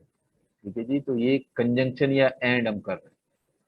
तो दोनों प्रोपोजिशन जो इसके लेफ्ट और राइट साइड पे, दोनों का ट्रू होना जरूरी है कंपाउंड या ओवरऑल प्रोपोजिशन के ट्रू होने के लिए। तो इस सिचुएशन में आप देखिएगा 12 इज डिविजिबल बाय 3, ट्रू या false, true. 3 is a prime number, true या फॉल्स, ट्रू। क्योंकि बीच में एंड लगा हुआ है, दोनों ट्रू है, तो कंपाउंड या overall proposition is true. Hopefully it is clear. अगर इसकी जगह मैं ये लिखता कि 12 इज डिविजिबल बाय 10, यानी रिमाइंडर ना है ना, कंपाउंड डिविजिबल बाय 10 का मतलब है अगर मैं उसको डिविजिबल डिवाइड करूंगा, रिमाइंडर तो 2 आता, तो डिविजिबल बाय 10 नहीं है। तो 12 इज डिविजिबल बाय 10, नतीजा क्या है, false. 3 is a prime number, नतीजा क्या है, ट्रू। अब एक हुआ फॉल्स, एक हुआ ट्रू। तो कोई भी फॉल्स आ जाए इस सिचुएशन में, जब आप कंजंक्शन इस्तेमाल कर रहे हैं, एंड कर रहे हैं, तो उस सूरत में overall result will be false. अब यहाँ पे एक ट्रू टेबल हम दोबारा देखते हैं। ट्रू टेबल में हम क्या करते हैं, जो हमारे पास जो प्रोपोजिशन, उनको हम क्या नाम देते हैं, वेरिएबल का। तो प्रोपोजिशनल वेरिएबल पी और क्यू हम इस्तेमाल करेंगे यहाँ पे। अब देखें ना, जो प्रोपोजिशन दो हैं तो इम्कानात ये होगा कि पहला वाला ट्रू है, दूसरा भी ट्रू है। पहला ट्रू है, दूसरा फॉल्स है। पहला फॉल्स है, दूसरा ट्रू है। ये दोनों फॉल्स है। तो 4 इम्कानात है। कितने इम्कानात हैं, 4 इम्कानात। जब दो वेरिएबल हैं तो 4 इम्कानात है। इनमें से किस इम्कानात के मुतालिक आप कहेंगे कि कंबाइंड इज ट्रू, उसमें आप कहेंगे जब दोनों ट्रू हो। तो राइट साइड पे देखिएगा ट्रू टेबल, एक प्रोपोजिशन को हमने पी का नाम दिया, एक को हमने क्यू का नाम दिया। अब पी और क्यू दोनों ट्रू हैं, तो जो इनका एंड या कंजंक्शन है वो ट्रू है। अब देखिए कहीं एक जगह दोनों में से अगर आपको फॉल्स नजर आए तो इनका नतीजा क्या होगा, फॉल्स होगा। पी ट्रू है, क्यू फॉल्स, नतीजा क्या है, एंड कर रहे हैं ना, false. P false, Q true, नतीजा एंड करेंगे तो फॉल्स। दोनों फॉल्स, वो तो फॉल्स हो गए ही। ठीक है जी। तो ओपनली ये क्लियर है। अब देखिए लिखने का अंदाज होता है, लिखने का अंदाज होता है। बाद औक़ात हम एंड लिखते हैं, लेकिन बाद औक़ात एंड के बजाय लफ्ज इंग्लिश का बट भी इस्तेमाल करते हैं। तो 12 is divisible by 3 but 3 is a prime number. तो यहाँ जो ये बट इस्तेमाल हुआ है वो इंग्लिश, अगर आपको अंडरस्टैंडिंग है, ये बट भी एंड का काम कर रही है आपके पास। ठीक है जी। तो इसमें आप कंफ्यूज ना हो। तो हमने जो पढ़ना था, जो हमने मेन हमारा टॉपिक है आज का, निगेशन कंजंक्शन डिस्टिंक्शन, जो हम लेके चल रहे थे, डिस्टिंक्शन, ये हमारा मेन टॉपिक। ये स्लाइड आगे पीछे हो गई। तो अब हम आते हैं इसकी तरफ, डिसजंक्शन की। तो हमने निगेशन को पढ़ा जिसमें हम उलट देते हैं, निगेट करते हैं, नॉट करते हैं। हमने कंजंक्शन को पढ़ा जो आपके सामने है, इसमें हम एंड ऑपरेटर इस्तेमाल करते हैं, लॉजिकल ऑपरेटर। अब डिसजंक्शन में हम और लॉजिकल ऑपरेटर इस्तेमाल करते हैं। बस इसको आपने इस हद तक समझना है, मुश्किल नहीं। ये चीज आप प्रोग्रामिंग में ऑलरेडी डिस्कस कर चुके हैं, समझ चुके हैं। तो इसमें दो प्रोपोजिशन कम से कम आपको चाहिए, दो से ज्यादा भी हो सकते हैं। एक प्रोपोजिशन को आपने पी से डिनोट किया, एक को आपने क्यू से। और जो डिस्टिंक्शन के लिए ऑपरेटर इस्तेमाल करेंगे वो इस तरह से, जो कंजंक्शन के बिल्कुल उलट वाला ऑपरेटर। बस इसको आपने याद रखना है। इसके लॉजिक ये कि अगर दोनों में से एक भी ट्रू है प्रोपोजिशन में, तो कंबाइंड या compound proposition will be true. Any one is true, result is true. All false, result is false. अब हम दोबारा इसकी मिसाल देखते हैं प्रोपोजिशन से। 16 माइनस 4 इक्वल्स 10। 16 माइनस 4 इक्वल 10, और 4 इज एन इवन नंबर। अब चूंकि हमने लफ्ज और इस्तेमाल किया, दिस इज डिसजंक्शन। दो प्रोपोजिशन है, 16 माइनस 4 इक्वल 10 और 4 इज एन इवन नंबर। ये दो अलग अलग प्रोपोजिशन है, एक को पी का नाम दे, एक को क्यू। तो पहला प्रोपोजिशन 16 माइनस 4 इक्वल्स 10, ये ट्रू या फॉल्स? 16 माइनस 4 ये 10 तो नहीं होते, ये तो 12 होते हैं, तो ये फॉल्स है। F 4 is an even number, ये ट्रू है। अब एक हो गया फॉल्स, एक हुआ ट्रू। कंपाउंड या ओवरऑल, इज इट ट्रू और फॉल्स? देखते हैं बीच में क्या है। और डिसजंक्शन, डिसजंक्शन से हमें पता चलता है कि एक भी ट्रू है तो true, yes one is true, then overall it is true. अब हम आते हैं लॉजिकल ऑपरेटर एक्सक्लूसिव और की तरफ, लेकिन चूंकि टाइम बहुत हमारे पास कम है तो हम इस सेशन को आगे चलाएंगे इंशाल्लाह। थोड़ी देर के लिए मैं आपको क्वेश्चनिंग के लिए टाइम देता हूं, उसके बाद हम इस सेशन को नमाज के बाद कंटिन्यू करेंगे इंशाल्लाह, तकरीबन 1:35 के करीब। तो अगर किसी ने कुछ पूछना है, कोई प्रॉब्लम है, और काइंडली डिस्टर्ब ना करें तो आप पूछ सकते हैं। जी हुजैफा खान, आप प्रेजेंट हैं या एब्सेंट हैं? लॉग इन करके चले जाते हैं, फिर आप कहेंगे कि सर नहीं पढ़ाते, नहीं समझ आती है। सर जी, अब आप जवाब नहीं दे रहे हैं या मुझे सुना ही नहीं दे रहा? हाँ, मुझे सुना ही नहीं दे रहा। नो मेरे सर, फोन कोई क्वेश्चन नहीं। जी। Usama, Usama Tariq, no sir. वो भी नहीं है। सीरत रुबाब, ये भी गायब। अब बताओ यस सर। कि किसी और ने यस सर कहा? नहीं सर, सीधे तो अच्छा जी, ये तुषार साहब। सर अफजल की तरह जी आपके सर। अटेंडेंस लो ना, सही रहेगा। बहरहाल हमें एक दूसरे से और अल्लाह से मुखलिस होना चाहिए, इसमें हमारा फायदा है। तो इंशाल्लाह हम सेशन को कंटिन्यू करेंगे इंशाल्लाह नमाज के बाद, तकरीबन 1:35-40 के करीब। तो एक छोटा सा सेशन होगा, उसके बाद फिर हम अगले लेक्चर को अगले वीक पे इंशाल्लाह कंटिन्यू करेंगे। ठीक है जी। Okay sir, thank you sir.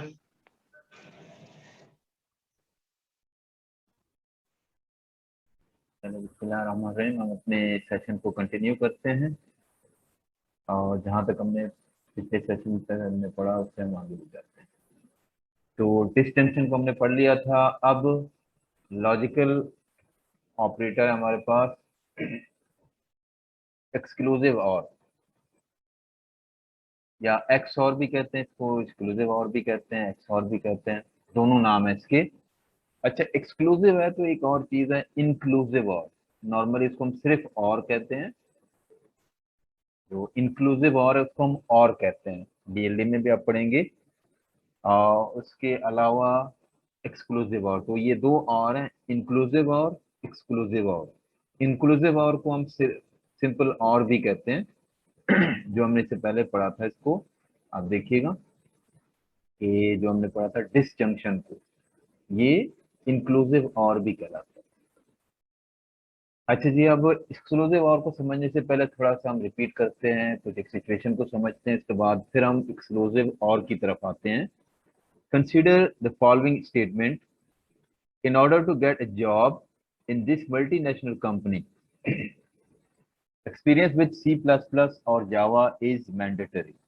यानी इस कंपनी में अगर आप नौकरी चाहते हैं तो आपको या तो C++ में एक्सपीरियंस हो या जावा की एक्सपीरियंस हो, आपको दोनों में से कोई एक, दोनों हो तब भी अच्छी बात है। तो अब अगर मैं इसको देखूं तो क्या सिचुएशन बन रही है?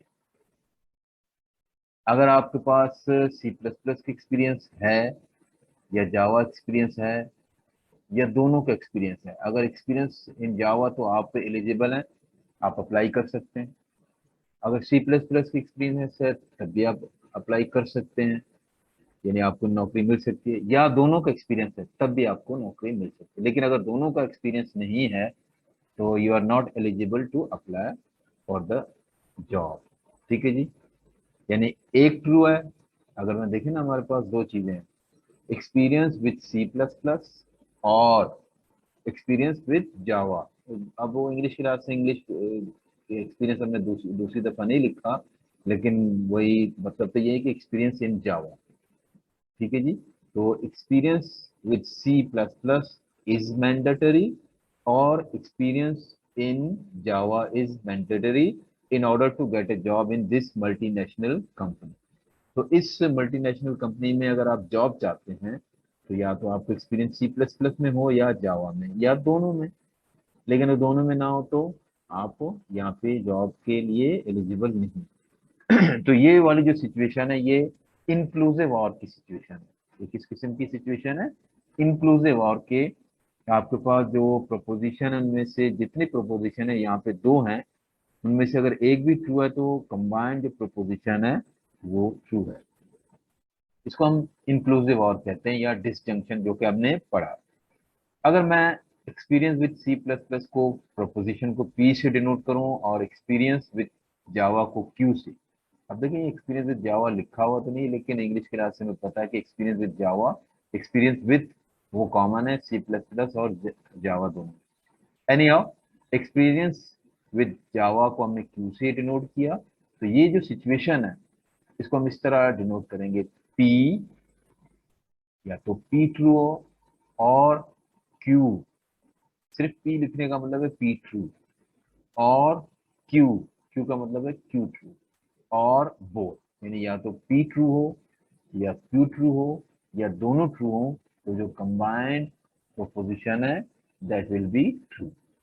This is inclusive or. अब एक और सिचुएशन पे हम ध्यान देते हैं जो कि हमने यहाँ पे भी पढ़ना है एक्सक्लूसिव और के लिहाज से। Consider the following statement, when you buy a car from XYZ company, किसी कंपनी से आप एक गाड़ी खरीदते हैं, you get $25,000 कैशबैक, यानी वो आपको रियायत देते हैं 25,000 रुपयों की या डॉलर की रियायत देते हैं, और एसेसरीज वर्थ 2500, यानी या तो आपको वो कीमत में रियायत करेंगे $2500 की, या $2500 के जो पुर्जे वगैरह आप लेना चाहें वो आपको दे देंगे। लेकिन क्या दोनों चीजें देंगे? नहीं, ऐसा नहीं होगा।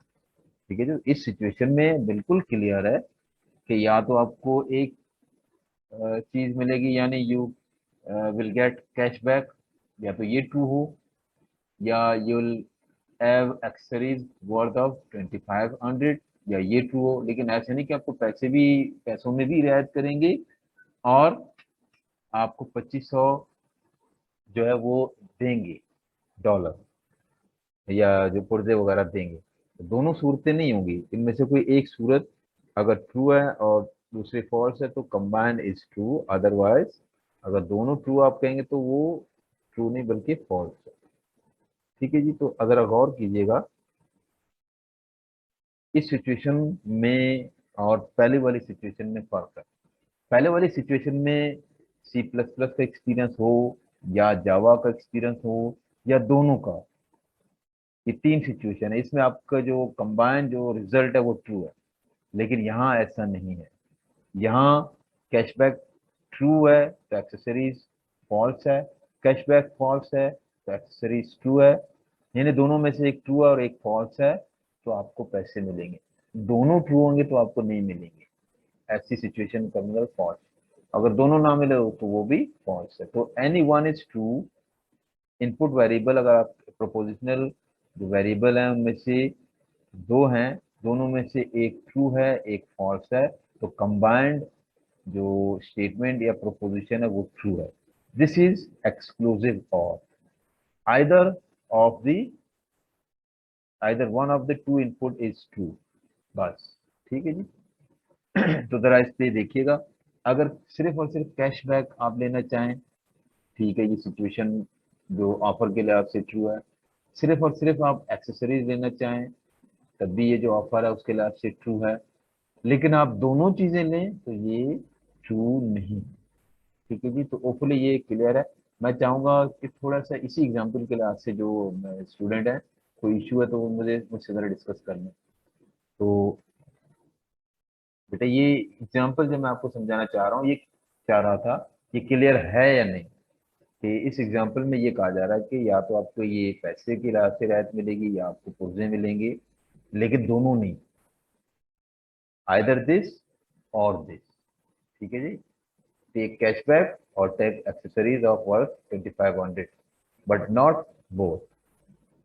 ठीक है जी, जो पहले वाली सिचुएशन में जो सिचुएशन थी कि C++ वाला केस ट्रू है या जावा ट्रू है या दोनों ट्रू है, तो सिचुएशन के लिहाज से कंपाउंड प्रोपोजिशन ट्रू है, लेकिन यहाँ या तो ये या तो ये, यानी अगर ये ट्रू है तो ये फॉल्स, अगर ये ट्रू है तो ये फॉल्स, इस तरह की सिचुएशन है। दोनों ट्रू पर आपको जो सिचुएशन है वो फॉल्स दे देगी।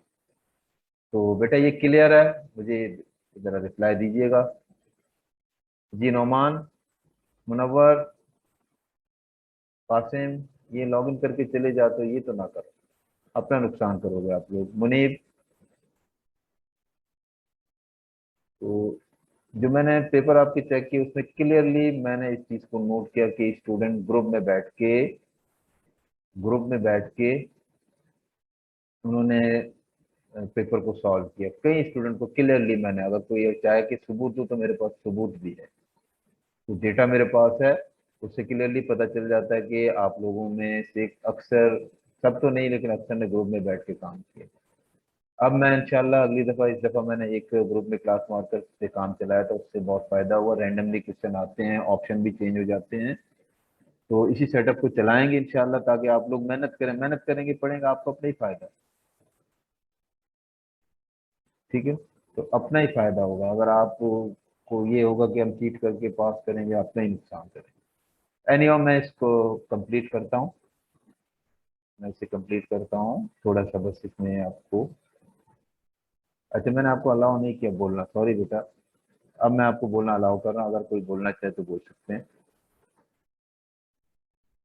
मैंने इसको आपको खामोश किया था, तो मुझे पता नहीं कि आपको खामोशी पसंद की है नहीं। जी शाहबाज साहब इतनी देर से ज्वाइन कर रहे हैं। जी तैमूर, जी सर। क्लियर है, सारा बोझ आप ही के ऊपर, आप ही पढ़ रहे हैं। सहर इकबाल, सर आपने जो यहाँ पर ये कंसीडर द फॉलोइंग स्टेटमेंट वाला दिया है, सर आपने जो ये किस चीज की एग्जांपल रखी है यहाँ पर? ये देखिए, हम जब इस सब्जेक्ट को समझते हैं तो आम जिंदगी से कोई मिसालें देते हैं कि आम जिंदगी की इस मिसाल को जो मैं लॉजिक समझा रहा हूँ उसके साथ आप कंपेयर किए, बिल्कुल यही चीज़ आपको नजर आ रही है। एक कंपनी है, उससे आप एक गाड़ी खरीदते हैं, उन्होंने एक ऑफर दे रखी है कि गाड़ी खरीदते वक्त हम आपको या तो इतनी रियायत देंगे या इतने ही पैसों के आपको पुर्जे देंगे। तो ये एक सिचुएशन थी, इस सिचुएशन को हमने अपने सब्जेक्ट के लिहाज से प्रोपोजिशन किया कि यू कैन गेट कैशबैक, ये एक प्रोपोजिशन, इसको पी का नाम दें। You can get accessories worth of $2500, इसको पी का नाम दें। तो अगर आप एक चीज ले रहे हैं कैशबैक तो इसका मतलब पी ट्रू है, अगर आप एक्सेसरी ले रहे हैं तो इसका मतलब है क्यू ट्रू है, ठीक है। तो ये जो हमने एक ट्रू टेबल के लिहाज से पिछले स्लाइड में इसको समझाने की कोशिश की थी कि या तो ये प्रोपोजिशन ट्रू है या ये ट्रू है, ये फॉल्स, तो उसी को हम समझ रहे हैं एक आम जिंदगी की, एक आम डेली लाइफ की एग्जाम्पल से। तो मैं यहाँ पे ये एग्जाम्पल दे रहा हूँ कि या तो आपको ये चीज मिलेगी या ये चीज, या तो आप कैशबैक मिलेंगे या आपको एक्सेसरीज मिलेंगी, दोनों चीजें नहीं मिलेंगी। ये सिचुएशन तो क्लियर है ना, बोलिएगा। Yes sir. जी सर क्लियर है।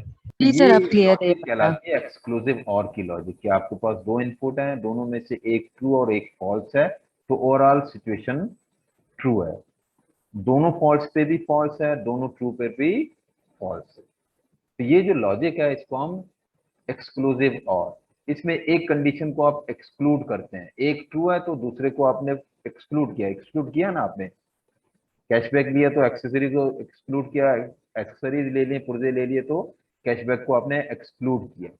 आइदर दिस और this, you have to neglect one of the option, one को आपने लेना है, वन को नहीं लेना, ठीक है जी। दोनों को लेना, दोनों को ना लेना, इस पे आपका फॉल्स है। दोनों में से एक को ले लेना और एक को ना लेना, तो output is true. This logic is exclusive और लॉजिक। बेटा ये लॉजिक क्लियर है? सर इसका ट्रूथ टेबल जी एक बार सर आप क्लियर है। अगेन थोड़ा बनेगा एक्सप्लेन बनेगा, कर। ट्रू टेबल बनेगा, अगली स्लाइड है इसकी, ट्रू टेबल भी बना के दूंगा इंशाल्लाह आपको। अब ये चीजें बेटा आप लोग डीएलडी में बहुत अच्छी तरह और भी पढ़ेंगे, वो बेसिक के लिहाज से, क्योंकि मैं डीएलडी काफी दफा पढ़ा चुका हूँ, इस दफा मैंने डीएलडी नहीं लिए, तो उसके साथ मैंने ये कोर्स ले लिया, ठीक है, मैं इसको कंटिन्यू कर रहा हूँ। तो ये सिचुएशन है। अब इस सिचुएशन को हम आगे ले जाते हैं। अब पहले वाले हिस्से को यू गेट 2500 कैशबैक को मैंने पी का नाम दे दिया, इसको क्या नाम दिया, पी का नाम दिया। और जो 2500 वर्थ के जो एक्सेसरीज को मैंने क्यू का नाम दे दिया। ठीक है जी। तो पी और क्यू, पी ट्रू है या क्यू, बट नॉट बोथ, ये वाली सिचुएशन है। इस सिचुएशन की, इस लॉजिक को हम एक्सक्लूसिव और लॉजिक का नाम दे देते हैं। होपफुली ये किसी हद तक क्लियर है। अब पी ट्रू है इसका मतलब आप कैशबैक ले रहे हैं, पी फॉल्स है इसका मतलब कैशबैक नहीं ले रहे हैं। क्यू ट्रू है तो इसका मतलब एक्सेसरीज ले रहे हैं, क्यू ट्रू नहीं है यानी फॉल्स है तो एक्सेसरीज नहीं ले रहे। अब ट्रू टेबल हम बनाना चाहेंगे तो कैसे बनाएंगे देखिएगा। अब एक सिंबल जो है एक्सऑर का, वो इस तरह के एक दायरा बनाते हैं और बीच में प्लस साइन। ये एक सिंबल है किसका, एक्सक्लूसिव और लॉजिक का। तो let P and Q be two proposition in general, the exclusive or of P and Q denoted by this. इसको हम इस सिंबॉलिकली इस तरह डिनोट करते हैं, आपको नजर आ रहा है पी और दायरा और plus sign. This is a proposition, इन दोनों को मिला के, ये एक्सक्लूसिव और दोनों को मिला के कंपाउंड प्रोपोजिशन है। Is a proposition that simply means exactly one of P and Q will be true, यानी P और Q में से सिर्फ एक ने ट्रू होना है, but not both can be true. अगर आप आंसर में ट्रू चाहते हैं तो आप देखिए ट्रू टेबल में, अब चूंकि दो वेरिएबल हैं तो चार पॉसिबिलिटीज हैं। P को आप पहली दफा ट्रू लीजिएगा, Q को फिर दो दफा फॉल्स लीजिएगा, Q को सॉरी P को पहली दफा ट्रू फिर दूसरी दफा फॉल्स दो दफा। दूसरा वेरिएबल Q है, इसको पहले ट्रू फिर फॉल्स फिर ट्रू फिर फॉल्स। अब देखिए इसके अलावा और कोई आपको कॉम्बिनेशन नहीं नजर आएगा। अगर P ट्रू है Q भी ट्रू है तो सिचुएशन क्या कहती है कि ओनली वन नॉट बोथ। तो ये तो हमने जो सिचुएशन को वायलेट किया ना। अब एक्सक्लूसिव और में या तो इसको ट्रू होना है P को या Q को, जब दोनों ट्रू है तो एक्सक्लूसिव और के लिहाज से रिजल्ट क्या है, फॉल्स। अगर P ट्रू और Q फॉल्स तो एक ट्रू हुआ और दूसरा फॉल्स, इसका मतलब है एक्सक्लूसिव और लॉजिक के लिहाज से ट्रू है। फाइनल रिजल्ट P फॉल्स है Q ट्रू है तो वही सिचुएशन है कि एक ट्रू है और एक फॉल्स है। Again final result is true. दोनों फॉल्स हैं तो फॉल्स, यानी एक को ट्रू होना चाहिए एक को फॉल्स होना चाहिए। बाकी दोनों ट्रू हैं या दोनों फॉल्स हैं तो रिजल्ट इज फॉल्स। तो ये बिल्कुल टेबल भी हमने डिस्कस किया।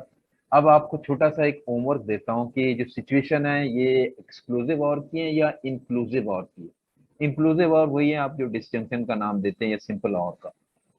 तो ये देख लीजिएगा, ये आपका होमवर्क है। 5 स्टेटमेंट है। कॉफी और टी कम्स विद डिनर, तो इसमें बताएं कि कॉफी और टी दोनों साथ आएंगे या सिर्फ इनमें से एक। अगर दोनों साथ आ सकते हैं तो इंक्लूसिव और है, लेकिन जो सिचुएशन के लिहाज से सिर्फ एक अलाउ है एक अलाउ नहीं है तो एक्सक्लूसिव है। You can pay using US dollar और यूरोज। देखो अब आपने क्या करना है, थोड़ी सी इंग्लिश को समझना है फिर इसको जवाब देना। तो ये मैं प्योरली आपके ऊपर छोड़ रहा हूँ। अगर अब तक जो मैंने आपको टू टेबल तक जो समझा दिया क्लियर है तो आप मुझसे कुछ पूछना है समझना है, 1 आध मिनट है मेरे पास, आप पूछ लीजिएगा। जी बेटा, तैमूर आपने ले लिया स्नैपशॉट? आवाज तो मेरी आपको मैंने किया कि अलाउ किया नहीं किया? हाँ अलाउ भी किया। जी नौमान, जी सर। क्लियर है बेटा? सर ये yes sir. Sir recorded lecture मिलेंगे इसके? मेरा ख्याल से नहीं मिलने चाहिए। रिकॉर्डेड लेक्चर के चक्कर में आप क्लास में जो है ना सो जाते हैं या ऑन करके चले जाते हैं, मजबूरन हम आपको दे देंगे। अब बेटा पूरी क्लास अटेंड कीजिए, जो कि एक माहौल से आदमी सीखता है वो वैसे नहीं सीखता। रिकॉर्डेड लेक्चर एक्स्ट्रा आपके लिहाज से एक बेनिफिट है। आप पूरा टाइम दीजिएगा, आप तकरीबन आपकी 1.5 पौने 2 घंटे की क्लास होती है मैक्सिमम। ठीक है, उसकी रिकॉर्डिंग 1.25 घंटे की होगी या 1 घंटा 10-20 मिनट की होगी। तो आप 1.25 घंटे भी हफ्ते में नहीं बैठ पाएंगे तो फिर मुश्किल है ना, आपको नुकसान होगा। तो बेटा और क्लियर, तो मैं सेशन को ऑफ करता हूँ, इंशाल्लाह फिर अगले हफ्ते मिलेंगे। अल्लाह हाफिज। सर जी बेटा बोलें। सर यहाँ पर जो आपने एग्जाम्पल नंबर 3 दी थी ना सर, उसका कॉन्सेप्ट समझ नहीं आ रहा कि लिखा हुआ क्या है इसमें। एग्जाम्पल नंबर 3 एक आम जिंदगी की एक ऐसी मिसाल है जिसमें आपके पास दो सिचुएशन है, लेकिन दोनों सिचुएशन का बैक वक्त ट्रू होना जरूरी नहीं, बल्कि ट्रू ना होना, एक का ट्रू होना और एक का फॉल्स होना। ये एक्सक्लूसिव और की एक सिंपल मिसाल है। सर ये जो आपने हमें होमवर्क दिया था ना, इसमें नंबर 3 वाली स्टेटमेंट कह रही हूँ मैं। हाँ हाँ, ये होमवर्क है। होमवर्क का मतलब क्या है? होमवर्क। तो बैठिएगा बेटा, लेक्चर देखिएगा, बुक भी आप देखिएगा, तो जो पीछे से जो समझाया ना उसको देखते हुए जुमलों को समझे, इसकी इंग्लिश को समझे कि जो इंग्लिश में आपसे जो कहा जा रहा है वो क्या कहा जा रहा है। ठीक है जी, अगर वो क्लियरली आपको इसकी समझ आ रही है कि इंग्लिश के मुताबिक जो सिचुएशन है, दो चीजें हैं, दोनों जरूरी हैं, कोई एक जरूरी है। अगर दोनों जरूरी हैं इसका मतलब है, तो ये तो इंक्लूसिव और हुआ। ये दोनों जरूरी का मतलब है दोनों हो सकते हैं, लेकिन ऐसी सिचुएशन जिसमें सिर्फ एक मुमकिन है, दोनों मुमकिन नहीं है, तो वो एक्सक्लूसिव है। आपने सिर्फ ये देखा। ठीक है बेटा। जी सर ठीक है, thank you so much. Sir वो स्लाइड्स मिलेंगे हमें?